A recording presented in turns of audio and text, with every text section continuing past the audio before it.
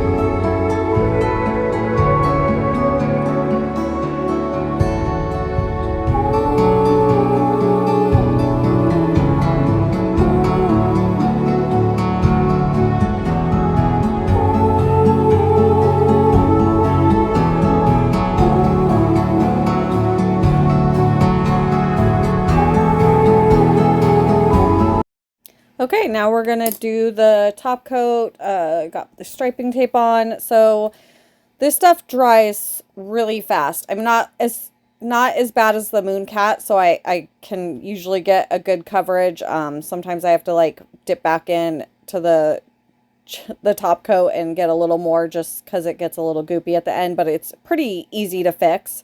But I'll do one coat on this hand, then do one coat on the other hand, and by the time I come back to do a second coat, the first hand's already completely dry. So for a nail polish top coat, it's pretty awesome. I mean, do I like gel better? Yes. Do I like what gel does to me better? No. So this is the way we're going. This is what we got to work with. Not a fan of the odorless top coats. I can get the triple D one to look pretty good if I do it like perfect. But it takes forever to dry. This dries so much faster. It to me it's just better. So I'm gonna let you watch some more, and we're almost done.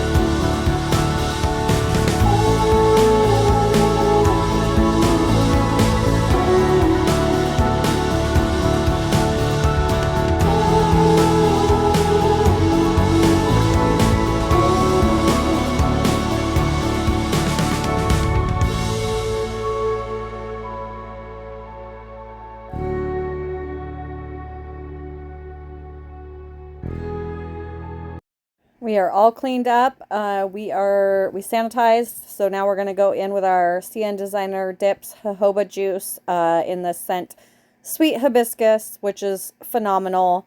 I love all the brands of cuticle oils. Give them all to me. I'll use them all the time. I just kind of go through, and when I run out of one company, I go to the next, and then the next, and whoever's having sales. But anyway, that wraps this up. My first of hopefully many videos.